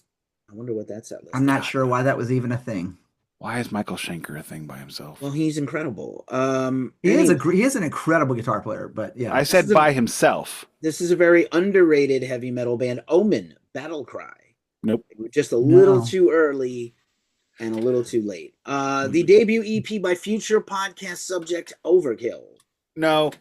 No, The terrible Projects in the Jungle by Pantera. that is a terrible fucking album. Why are you even putting that in this? Why are those words in your mouth? Because it's an opportunity to whatever. Pretty You shit on Maids. Terry Date? Hasn't he been shat on enough? No, Terry Date. You're thinking of Terry Glaze. Terry Date is the Yeah. producer. I would never shit on Terry Date. Whatever. Terry somebody. Yeah, That Terry- was ass. He's in a new band that Don talked about a couple of news checks ago. Terry Glaze? Yeah, Pretty Really? Maids with like a bunch of legit dudes. He's in Red- Pretty Maids. The debut album by Pretty Maids, Red Oh. Hot and Heavy. I heard Dune. I heard Dune. Spice. Queen, The Works. No. No, I absolutely remember this not. not being a good album. We didn't do that one. We did not. Previous podcast subject, Queensryche, The Warning. No. Great We, album. we stopped at Flash and said, fuck this. We had to. Rat Out of the Cellar, fantastic. No. I've had Classic. it in my hand multiple times. I will come home with it one I day. need to get it. Yeah. Razor, Armed and Dangerous EP, almost done. The Rods, Let Them Eat Metal, no. Who needs the rods? Who? Jesus Rose Christ. Tattoo. Don, is this a band No. for you? Don, is this a band for you? I liked Rose Tattoo. Yeah, I mean, bet you did. they were one I'd never had. An How album many by them, dudes but from they- London are in that band? They're Australian. like it's like Oh. all Zero. of Australia is in that band. Seriously, like all 100 of them. Debut studio album by Running Wild, Gates to Purgatory. No. Mm, Just got announced today for a 42nd anniversary reissue. Grace Under Pressure by Rush. You have got to be named Guar to have a 42nd anniversary, or fuck you. I agree. Well, 42, Rush. I think it makes sense. No. I Why? wanna Why does say that make sense? I feel like Grace Under Pressure at the time wasn't that great a record, but I wouldn't be opposed to Distant Early Warning is good, Red Sector A is good, Body Electric. So now that I think about it, when it came out, I remember I like the other ones before it. And then now I think I would go back and like this one. That's actually two of my favorite Rush songs right there. I know, same. Red I Sector mean, A is so fucking good. Uh, Yeah. How many Rush records do you need to be a fan? Because I have 8. That's the right amount. That's the right amount. Saint And you only Vitus have to like 2 of them. May I continue? That's also true. Saint Vitus. No. Fantastic work. No. I like 4 of them. Samson, Don't Get Mad, Get Even. I wonder who is the singer after Dickinson. Oh, Dickinson. Nobody good.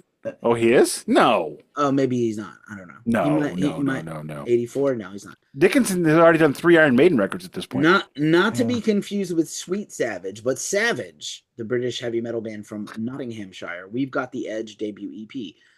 God. Jackson's 6th album by 1984. OMG. I definitely slept on them. I don't think we need that many Crusader. Saxon albums. Oh, I think like again their last run of 10 years. They have like 40. I don't think we need 40 Saxon records.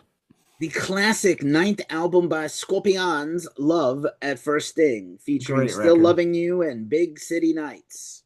Big Two- Titty Nights are good nights. City Nights. And Rock You Like a Hurricane. Rocky. Is that on there? I don't think. Yeah, so. I think it is. On Yeah, I Love believe at it First Sting? Yeah. Oh, Yeah, it it's is. Love You're at right. First Sting. You're right. You're right. Okay, I actually want that record then. Yeah, I do too. Finally, a It's- Scorpions record that I actually want. It's actually like the tamest album cover they have.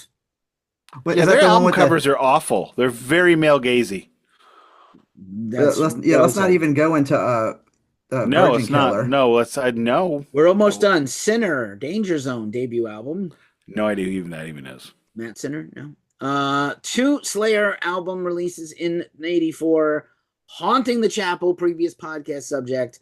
Live Undead, previous podcast subject. We did those? We sort of shoehorned them together. I love both of made those, you. though. I will say Captor of Sin is one of my favorite songs about that particular topic. And I I'll do. leave it at that. I love those early Slayer albums. Like, I know I'm probably a shoe out No, for some of those, but like, my I ex, love those. My ex from long ago said that Slayer stopped being good at Rain and Blood. I was like, something is deeply wrong with you. I thought you were going to say my ex from Long Island. No. Long Island. I never Long Island. dated a girl from Long Island. Long Island. Let's Oh, have, she gave him a Long Island iced tea. let's have a moment of silence for Spinal Tap. This is Spinal Tap. All right. What? The hell was that? I can't help you. Steeler, debut album by Steeler. Oh, now I get it. Was it that was also Yinghui? It could Right? have been. He might have played on their like demo. Was it Ingve or was it Ingve J? Axel Rudy Pell. He's not in the band yet. Oh. Let's see. Striper, the Yellow and Black Attack. No fucking thank No. you. That is their No, thank debut you. album. They're worse than the Killer Bees. I guess. Killer Bees, Gonna Swarm. Honor and Blood, the 4th album by Tank. No, I was talking about Really? the wrestlers. You really only need the first one. Hellhounds of Hades. That's all you need. Here's a band that Don might have been into. Tokyo Blade, Night of the Blade. Hellhound of Tokyo Hades. Blade. That is the most redundant name I've ever heard. Oh, it's a great album, though. Oh God. Tokyo Blade was good. But Tokyo Blade was one of those bands that if you had like the first album or like one of, you had all you needed. Really, These marathon runs I'm gonna through speed the run albums I'm kill gonna- me. Please let me speed run these last few. Bernie Torme Live. Don't need it. Trauma. No, Torme. That is the band that Cliff Burton came from. Scratch and Scream. They released albums? They did tons of them in one recently. Thunder 7 from Triumph. soon to be playing amphitheaters. Laying it on the line. TT Quick, not to be confused with TT Boy. TT Quick of Mark Ternello. Oh, I center heard what of- you did there, dude. See what I did there. Now TT Boy. Mark Ternello now of Accept. Twisted Mhm. Sister Stay Hungry classic. Yes. Banger. Twisted Sister series. Yes, please. Let's do that. I Flexible. This is his debut. I don't remember ever. Got hearing- rid of it. It got rid of it. It is fucking awful. It's terrible. Van Halen, 1984. Hell yes. Don. My has copy this- smells like pot. Venom at War with Satan.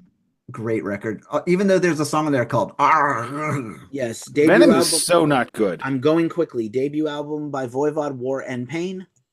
Never heard it. That's a terrible shame. Warlock debut album, Burning the Witches. Incredible. Digging the ditches. The band Warning, who is now back, the French hard rock band Metamorphose. Never heard. Wasp Mm-mm. debut self-titled No. album. The one great The album. one great ever album made. they ever made, and Crimson Idol is a close two for me. That Bob Ooh, Kulick good played call. guitar on that one. Not Yeah, he did. neither of these are good. Wasted self-titled EP debut. Mm-mm. White Snake slided in, not great. Oh my lord. Wildfire, Summer Lightning, not great. Wild Stallions. Witchfind with a Y, not to be confused with Witchfinder General. General, But yeah. Witchfind is actually also good. Lords of Sin. Jesus Christ. Sorry, Wendy O. Williams. Wow, you know I have this on vinyl. I don't have that. I DMA topic. I should get that. YNT in Rock We Trust. So I take back what I said about Gene Simmons Productions. That's fair. Zebra No Telling Lies, pretty good. That's a decent album. Yes. Nope, don't have that one. and the terribly named Snow with a Z White. All hail to thee. Fuck! What the fuck? That was That actually offends me. Zno, Z-N-O-W. No. Informer. Oh no. The semi daddy's down in the lane. Informer. Appropriating your culture. Well, okay. Another He conversation did. for another, it's a conversation for another time. It's actually not. I do love that song so much, though. I prefer Here Come the Hot Stepper. Don't you sing it. Don't. We're running out of time. Don't do I want it. to. Let's go do the last in line. Fuck. If you do it, I'm going to do the truffle shuffle, and you're going to be Please sorry. don't truffle shuffle, man. Oh, I will not jeez. truffle shuffle. What do you do? Well, Keefy, I've already seen too much of Don naked this year. I can't. I've already seen a chubby man without a shirt on today. I can't. You want to see two? No! Okay, I mean, just thought it off for gosh. One's my number. Y'all are terrible for my ego, by the way. Okay, One is the Okay, fine. loneliest I want to number. see you naked, but not right now. Oh, Later. A decade or so. when you're dead. I want to see you on a slab. I assume you'll be coming when you die, so they won't even have to take it off. I'll be there to check you out then. We're comfortable with this. Now, let's talk about the greatest record Dio released in 1984. Recorded in Caribou Ranch, Colorado. Do you know what that is? We previously discussed that. I forgot what episode, but that's I know what it is. You tell me what it is, and I'll tell you if you're right. Caribou Ranch is owned by the former manager of Chicago. It's not there anymore, but it was a hideaway recording studio ranch where bands lived and wrote and recorded. Mm-hmm. And it's a fantastic sounding record because it's that checks out. You're right. I'm not looking at the wiki. William Guernico, I think, is the guy's name. Enrico. Hang on, let me pull that back up, and I can I don't pronounce his care. name. I don't care. We Eagles. James William Guercio. Yeah, a series eventually. Eagles. Who is he? I don't even know who that is. Is that the Chicago dude? He was the manager and producer of Chicago and the Eagles for a long time. Yeah. Interesting. And they both fired him and fucked him out of money. Let me At know if one you guys time- want to have a show on my Eagles show. Well, because I was gonna say at one time We that probably will, not only right? was that studio huge, but like it was up like Little Mountain Sounds up in. Yeah, Billy Joel did a record Also there. happened, Everybody did a record there. Elton John. Mm-hmm. I think he did. So it's like Record Plant in terms of quality. That's true. Yes, very much. So it's released on Warner Brothers or Vertigo, once again produced by Ronnie James Dio. One of the things that we talk about a lot on the Department of Metal Antiquities is our tropes, and one of those tropes about getting your record forgotten is producing it your goddamn self. But here we are, Ronnie James Dio, 2 albums in a row doing the production. There were 3 singles, The Last in Line, We Rock, and Mystery. Is there anything else we need to talk about? Anything else you guys want to mention? Go ahead. No, let's just do the track by track and talk about those tracks when the time comes. Okay, cool. It starts off with We Rock, as Keefy pointed out so expertly last week that made me want to just fluff him a little bit. Not make him come, but just get him hard for when he's ready. You know, you help a dude out. He pointed out that Dio has 2 gears. He has the rainbows and unicorn metaphorical metal, and then he has the metal lifestyle. I'm going to piggyback on those points and mention neither of them make any fucking sense. Ever. You could spend a weekend unpacking the first 3 lines of a Dio song and be no better off than you were on Friday night. And We Rock is one of those songs. However, the riffs are great. Dio's performance is great. Great song. Don. I love this song. The album, I mean, in some ways, this was a bad sequencing deal because I feel like he put the best song as the first song, like in my opinion. But You are like, wrong. even though the rest of the album is great, but like I feel like that, at least to me, that song is just like epic. Pinnacle Dio. Could have been an album closer and gone out with a bang, but I think it's a great opener. I love the song. It is a better, you're right, it is a better closer than it is opener. Keefy. Mm-hmm. We Rock, one of the best songs Dio ever made about being a rocker. Enough said. It's a perfect length, 4 minutes, so sub 5 minutes. Great fucking riff. The band is absolutely killer on this. Claude Schnell is officially a member. We'll talk about him more on the next track, but We should hurry up for Claude Schnell. I guess Dio wrote this whole song. Oh, come on. Did nobody get that? I got it. Okay. Dio is credited as the only writer of We Rock. Did he write guitar riffs too? I know he played bass. He could probably write at least a framework of a guitar. Maybe he sang the riff to Vivian and mouthed out the beat, but like... Well, he was actually a guitar player too, but like I don't know that he was that good. He was also a trumpeter. Who, Dio was? Yeah, he started off on the trumpet. Oh, I thought you said trumper. You said trumper. I see what you did. Oh no, trumpeter. Sorry, trumpeter. No, that was not an attempt at a joke. Nick, it's actually trumpete, is what it is. That's how you say it. Is it trumpashai?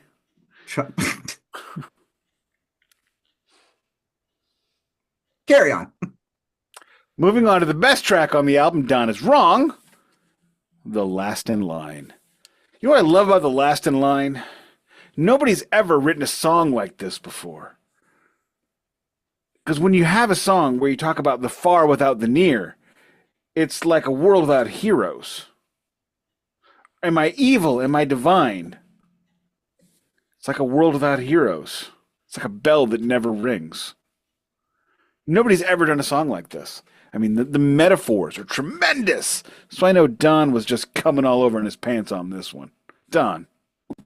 I mean... Also, this is the first Dio song I ever heard. And this is the first Dio video I can ever remember. It is actually a tremendous video. This is probably the only post-apocalyptic wasteland music video of this era, which and there were many in this late to middle '80s era, because Mad Max Beyond Thunderdome and The Road Warrior and Mad Max Just those and The Terminator, those movies were everywhere. This was our Japanese era in America. In Japanese literature and Japanese art, in Japanese cinema and television, you will see so many post-apocalyptic movies and shows and stories because they have lived through so many apocalypses in Japan. This was our time for that, dealing with the Cold War, and that really influenced this video. It influenced this song, and I think Ronnie James Dio made a wonderful, amazing piece of art with this song and video. Done. You know what? I am going to stand corrected. Like, Last in Line is definitely the superior song here, because I don't know what it is that maybe it's that when you think of We Rock, like right at the gates, I can hear that dun, dun, dun, dun, you know, that snare, that riff. Last in Line, it's like you almost struggle a little bit to remember it off the top of your head, but then the minute you remember it, you're like, oh yeah, that's a fucking song. And that video was fucking great. And I loved that what you were talking about with the post-apocalyptic thing. Like we had them, we had Crocus did it for Screaming in the Night. Kiss was doing it for Lick It Up. Everybody did post-apocalyptic shit back then. Everybody did it, but Dio did it the best. Michael Jackson did it. Yeah, oh, that's right. Meatloaf fucking did it. But you know what though? I thought Dio going the Egyptian route was perfect for that song. That's later, not now. No, that was the Last in Line video. Yeah, I guess. I mean, it was still kind of Egyptian, where he had the chains and stuff like that, and you know, being carried off by the guards or whatever. But can I chime in and say, Last in Line, not a good move to be the second song on the album. Should have been in the middle. Mm-hmm. Would have made me care more about the rest of these first side songs. But okay, 1, 2 okay, out of the gate. 1 and 2 out of the gate, bangers. I don't know about the rest. All righty, 1 and 2 out of the gate, bangers. Track 3 is a song on the record. It's got words. It's got things. It's bad. We are. Give me the meatball sub because we're in the soft underbelly. Done. Yeah, it gets a little hokey at this point because I actually had to listen to it to remember it, and we've had this conversation to it twice to remember it, and I still don't. Well, we've had this conversation before, right, guys? Like where it's like if we're looking at the track list of a record and we're like, great song, great song. I don't even know how this one sounds, and then you go back and listen to it, you're like, that's why I don't remember how this song sounds. I don't know. It's fluff. I don't know. It's on the record. It's on the record. It's a placeholder. Here's the first mistake of the song Breathless. What the fuck? We don't need this. How? It's like a cat hairball happening. It's like, Why did they like? Why did someone like? You know, it's a good idea. Let's breathe into the microphone before the song "Breathless." No, man. it's like the same person who thought it was a great idea to release air from a tire for what was the song? Shit from the last album. Anyway, Invisible. Yeah, thumbs down. Yeah. Yeah, I don't need this song. An actual bad song. First bad Dio song officially, like fully bad. Second bad song. Below I C Speed or at worse. Night. That's not bad. Go ahead. Really? This is dumb. This is dumb. It is dumb. It is Is not it good. dumb for 1984? Panama exists in this year also. Okay. This is not to rile you up because I know mentioning. No. Can I finish? Yeah, 'Cause sure. I haven't gotten to the rile up yet. Go. Yes, Sammy, go ahead. Yes, it is. Because I this knew it. pre I can't drive. It's post. I Right. can't drive. is it okay? Then It's it's not asshole. dumb for 1984 because apparently in 1983 that song was not stupid as fuck. Somehow cocaine is a hell of a drug. Something tells me Don likes this song. Go ahead, Don. Which one? I speed at night. He's lost track love of the. I love love it. this song, man. But you know what? Oh This my guy- god! Hold on, guys. If Or you guys one more know, if you guys know anything about me from being around, like I love over the top shit. Like I love over the top metal. I love the fact that White Wizard had one great album called Over the Top. So like if it's like, if Is your it's favorite crazy, I Sylvester just love it. Stallone movie Over the Top where he was an arm wrestler? It is, and how he wins the truck. Oh Jesus Christ! But anyway, I think it's a great song. I love it, banger. And like, can we also just talk about that? Even if it's a song you guys don't like, time wise, it's perfect. It's not even 3.5 minutes. This is about 90 seconds of quality here, though. So Yeah, it's- the riff is great. I like the song "I Speed at Night" also. It's much better than "Breathless." It's not quite as good as the top two, but it's definitely not terrible. Oh, don't worry. This album really picks it up on the next track. I bet. And it's one of the few almost full band contributions. yeah. All righty. Shall we have the next full band contribution? I had actually forgotten this song. One Night in the City. And in my brain, in that pause, I went, he's going to say looking pretty, isn't he? And he says, looking pretty. One night looking pretty. Like, You what don't the have to act- sing it. You don't have to sing it. We heard it once, please. I don't Screaming. have You're to. screaming. I choose to. Okay. I can be energetic or I can be lethargic. It's not lethargic. I just don't need you singing it twice. If you sang it once for effect, cool. I You don't gotta do sang One Night in the City. Dramatic pause. And then I did One Night Looking Pretty. I don't need it. No one needs it. No one needs Dio singing it. That's the point. Thank you, Don. I love this song. Don! Dude. Oh, Johnny was a dark child. So Come on, man. yeah, I think Okay, One Night- Tito and Gina, Yeah, or whatever the hell her name was. Hey, hold on, dude. Tommy Rosa. and Gina. Rosa. It was, Don't no, it fuck was with Tito Tito, and man. Rosa. Don't fuck Tito- with Tito because he was Tito king of the Jackson. King of the streets. streets. Tito Jackson. No! Jackson. Tito Come on! Jackson. Tito, Rosa, Johnny. Johnny's holding Rosa on the street top in the night. Something. Johnny Don- better Don- run, better so Don- run. Better. Don loves this song. as well. I do like the song. It's like the most ridiculous lyrical song Dio's ever written. But I It's really just I don't saying know. Even like more it. than Holy Diver. More than Oh. Dragons. more than dragons. Holy More Diver's than pretty great though. But not the lyrics. Yeah, they are. It paints Yeah, a photo of a 1980s cartoon where the animators were high on meth and the authors were high on cocaine. oh shit! Remind me to send you guys the AI picture that I had to generate an image of what the lyrics to Holy Diver would look like if it was No. a picture. It's Do amazing. not send me that. I hope it's Dio riding a tiger. Reminder to It's- Don, I need those graphics for this week tonight. Oh yes. I'll get We'll those. talk about it after the show. So I think One Night in the City is an example of, hey, you know that song Holy Diver that really worked in that mid-tempo stuff? Let's do another one. Blues groove, simple song. And it actually, like, if it was 4 minutes instead of 5:15, it'd be pretty great. Can we just go ahead? Can we just flip the record? Because Whose phone alarm is going off? Stop it. not mine. Don. Yours. It's not It's mine. not mine. No, it's not mine. I don't have one. Look, you can see mine because mine's got Eddie on the front. Yeah, cool. All right. What are we hearing? Eddie? I don't know. All right, let's flip the Flip record. Surely it's going to get better. Surely we're going to have better than 2 good songs.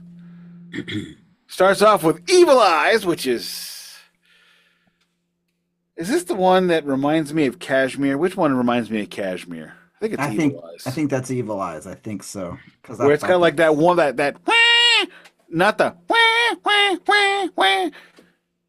Just the first quack. Wait, I'm sorry, I didn't catch that. What was that again?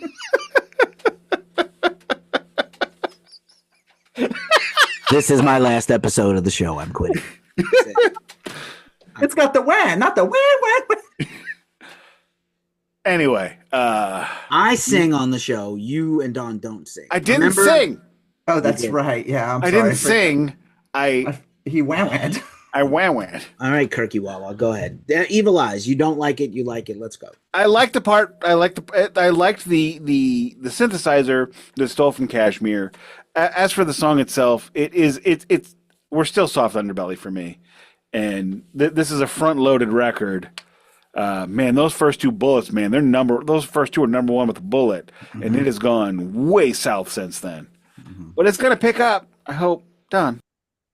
So I don't hate the song. I don't love the song, but this is one of those albums weirdly, and I don't know, I'm going to throw this at you guys though. For some reason, listening to it in order and listening to it, it's almost like you kind of become shielded to how bad some of these songs are individually, because you kind of get hung up in like, wait, this is Dio though, because Dio, classic peak Dio. Because Dio is so fucking awesome. He can sing ridiculous shit, and you can go, fuck yeah. And all of a sudden you're like, wait, what did he just say? But it's fucking Dio. So anyway, not my favorite song. I think it's good, but definitely starting to get kind of squiffy, unweighted here, you know? Getting squiffy. They were really, I would tell you, they were really smart about how they released the singles Last in Line, We Rock, and then Mystery. You know, Evil Eyes is solid. It's not great. It's not terrible. Dio wrote this whole song. It's all right. I don't hate it. It's certainly better than the 3 before it. Yeah, that's really unfortunate when the 3 of us are all going, well, it's not bad. Yeah, this record's a platinum record, by the way. His only platinum record until Holy Diver became platinum later. Seriously? Yeah, seriously. This was platinum on the strength of We Rock and Last in Line. Fair enough. Well, I mean, Last in Line that might be my number 1 all-time Dio track. Everybody went and bought this record because Holy Diver was so good, mostly. Wait, did Sacred Heart not go platinum? No, never. Oh. He has no other platinum records, just Holy Diver. Sacred Heart is not as good as this. It's a terrible record. More on that in 2 weeks. More on that in 3 weeks. 2 weeks? 2 weeks. Unfortunately. Nick, Mystery. Mystery, another song on this record I remember really well. This is a good song. It's kind of like when I was in freshman physical education. They separated us into 2 basketball units, and whenever somebody from the good unit was sick, Coach Stallhut called me up to the good unit. So, Mystery to the 2 great songs is like me to the good unit in basketball. It's better than all the other kids, but it's not as good as the good kids. It's a metaphor, Don. Put your face away. I'm sorry, but I kind of just fade a little bit sometimes, and then I come back and I'm like, Don's just disassociating. I'm like the kid in school who's like, I'm paying attention. The teacher's like, oh, it's your turn to read. I'm like, I have no idea where we're at. I'm sorry, was I supposed to follow along for 40 minutes? Yeah, right. Eyes are glazing over like a bowl of flan. Flin Flon? Flin Flon Flyers? I remember trying to do the math What did I one do day. to my hair? I remember I was trying to do the math one day when I was in school to try to figure out approximately where it would hit my turn in the book. And I had my hand in the page of the book. And when it came to my turn, I lifted my hand. I was like, I can't find the page. But That's amazing. I don't hate this song, but this is like one of those weird songs. Like I can remember it note for note, but I don't love it. This was like kind of like the precursor to Hungry for Heaven. I feel like where Oh it was God, kind of do we need to getting talk? Are radio we going to talk happy. about that one? We're going to talk about that one, aren't we? I hope we're not going to spend too much time on that one, but we'll see. So I'm going to say I'll take it. I don't have to love it though. Because there's already been so much terrible singing on this show, I'm not going to sing. But mystery opening riff. Oh, I'm sorry. I thought you were good at singing. Mystery. Oh, I'm great at singing. Mystery opening riff. Bob O'Reilly, Teenage Wasteland by The Who. One chord off, the same exact riff. I never caught that. I don't know how you never caught that. Everyone else did. I did. That's Otherwise, crazy. it's a good song.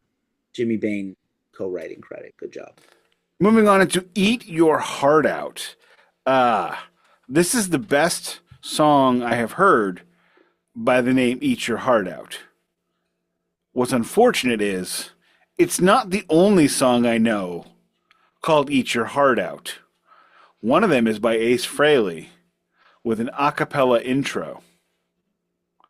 What I don't ever need is an Ace Frehley a cappella intro. And I'm telling you all these things to tell you that I disassociated during this song because what the hell is it? Who cares? In 1984, I mean, he could have written a song called Keep on Truckin', and it would have been this song, probably. Done.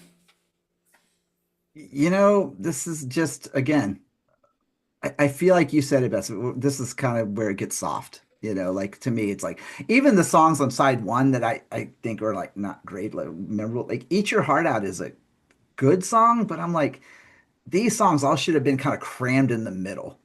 You know, take some of There's the not better enough. songs. There's not enough super quality to wrap them up in. Well, I mean, yeah, no, you're right. I mean, unless you just wanted to bookend We Rock and Last in Line. You know, The thing is, it's is just you have like, 9 songs and you've got 4 great ones. Well, 3 great ones, 1 very good plus, and then a bunch of others. yeah. I mean, I'm not gonna lie. That's just, yeah. This is not a well-tracked record. No, and I I'm actually liking. think this is a better song than some of the other songs. I It always might be. I don't know. I remember liking it back in the day and wondering why it wasn't another single. I think Lots this of is a reasons. song that probably should have worked as the third song on the album because it is quite, to me, it's decent. Like it's not worse or better than I Speed at Night. And yeah. No, it is better than I Speed at Night. I don't know that riff though. No, it's not. good. And I'm gonna go to Okay. the mat for that one, fuckers. Alrighty, you go to the mat with Martin and Nelson. Last one, let's go, Egypt. Egypt, and the chains are on. We end this album with a crushing, thunderous, I'm gonna let Keefy sing it. Riff. I won't And sing it. I didn't sing it. I started to, and I I won't. realized. We want you to sing I it. don't though. want to sing it. Keefy. Keefy. I don't You gotta like do. this You gotta do song. it in unison with me. What I do we don't want? like Damn Keefy it. singing. When do we want it? Now. No, You no, fucked said that. nobody. We did. Well, I I appreciate love this song. It is a great song. It could have been a little bit better if it was a little bit chunkier. Like Dio singing it chunky, but the riffs are very smooth. Mm-hmm. So you got like chunky Peter Pan and creamy Peter Pan. It should have just been chunky Peter Pan on chunky Peter Pan. Done. That's like mildly arousing. Only mildly. Damn it. Yeah, well, yeah, I'm on meds. Remember, I love this song. I think it's a great song. I do kind of remember that Dora Pesh did a really fucking great cover of this one, I and thought you were gonna say Dora the Explorer. well, her too, I'm sure. But all I know is that Dora Pesh, being compared, being called pretty much the female Dio, like, who I'm sure I'll get a lot of hell from this from fans and listeners though, but who actually put out a much better canon of work in the later years than Dio did, Um, Hey, just because most of what Dio did from 1987 on is not I mean, tremendous. I mean, but it's a great song, and to me, this is like the rebound song. You know what I mean? Like it's like you get to it, and you're like, okay, now this album was worth buying. Like none of the songs that were not good to me are terrible or unlistenable. They're just not very good. And this song is like a solid B plus A minus. Yeah, solid 7.5. Yeah, Seven I'll and go a with half, that. 8. Yeah. Hmm. So fun counterpoint. I don't like this song. I never liked this song. That's The not song fun. is repetitive and 7 minutes long. I don't need. I needed a 3 Okay, minute version of this song. The it does need chains to be are 7 on. The minutes. chains are on. The chains are. Okay. Egypt. We know. We're not driving through the Northeast in a snowstorm with the chains on the tire. The chains are on. The chains are on. The chains are on. It's got to I get to the get it. Catskills to play his set I with Pete Dio and the Prophets. I get it. We gotta Ronnie- we gotta get to the pizza Ronald place to play this Dio- gig. Ronald Giovanni. I get it. Ronnie Padavana. Ronnie Padavana. Whatever. I get it. I don't need this song. I certainly don't need 7 minutes of this song. So I do not like this song. I think Eat Your Heart Out's a better song, but that's just me. Oh, I do Don like has that a they went- tattoo of a dog. What the fuck? Oh, it's the Blue Dog, man. Do you know who the Blue Dog is? It's like an iconic piece of New Orleans pop art. It's called the it's based on the Loop Guru. I've It's the never Cajun been. werewolf. Okay. I'll send you some. Just- It's great. Just It's random great. for no reason that came up right now. It's because I was At the end of scratching the my episode? arm and he saw it too. I've never seen that before today. Okay. Oh, really? Well, we Did saw you see it this one too? done pretty naked. Oh God. That is even worse. It's beautiful. You got done in San Francisco. I'm sure you did. Of course you did. Nick, wrap it up. Take us home. I'm done. Yes, let's do this. You know what? Dio, like I said earlier, when an artist does an album or more every year, you just don't get great records. Like, Kiss, Black Sabbath, Iron Maiden, and now Dio. I'm going to say for the most part, these bands do not have amazing full records. They have amazing full catalogs. The issue is when you go bam, bam, bam, bam, bam. This is Ronnie James Dio's 5th record in 5 years. 79, 80, 81, 82, maybe, I don't know, maybe 4, whatever. He's done, because he did 1 Rainbow, 2 Sabbath, 2 Dio records between 79 and this time. So you just can't put out, nobody has that much quality material in them. And when that happens is you get these top-heavy records like this. You get top-heavy records like Shout at the Devil, like Power Slave, like Peace of Mind, like Volume 4. And it's better for me as a human being, unless you're Led Zeppelin or Pink Floyd, because those are the bands that can actually put out a record every year and make them quality. That's just what you get. And it's, as a record, it's not tremendous. As a few singles, it is truly amazing. And it really sucks to say that, because before this week, I really thought that this is one of my favorite records. And it's just not. It's just not one of my favorite records. Dio has an amazing catalog and amazing greatest hits. But so far, we've done 2 records. We've done 2 of his studios. And they're just okay. They're good enough to get the job done. A lot of some top-end, high-quality stuff. And a lot of Midlands. Yes or no question, really quick. Go ahead. 2 solid days. Holy Diver and Last in Line versus Heaven and Hell and Mob Rules. Which one do you pick? You can't split them up. Nick. So Go ahead, answer. I gotta go Sabbath. Done. Yeah, I'm gonna have to go. I'm gonna have to go. Yeah, I'm gonna go Sabbath. Yeah, I like Heaven and Hell better than Holy Diver, and I like Sign of the Southern Cross better than Last in Line. I don't know. And the I song. love, The song. Yeah, or you- the I'm songs. talking about Mob Rules. right. Oh, Sign of the Southern okay, Cross okay, is I see. on the Mob Rules. Yeah, yeah. But yeah. you were talking about the song. Are you Okay, talking about the gotcha, songs? gotcha. Oh no, still the answer is still the same. I thought we were talking about the album. We all agreed on something. Amazing. Go ahead, Nick. Take us home. Let's get out of here. Alrighty, with that being said, we have gone through the Dio. We have checked it all out. We're going to do a chaser next week of Omar. Edit that in what the chaser is going to be next week. That's a joke. Come on, it's funny. That being said, this has been the Glacially Musical Podcast. It doesn't play in Peoria, and Ronnie James Dio, to this point in his life, still has not. Rawr.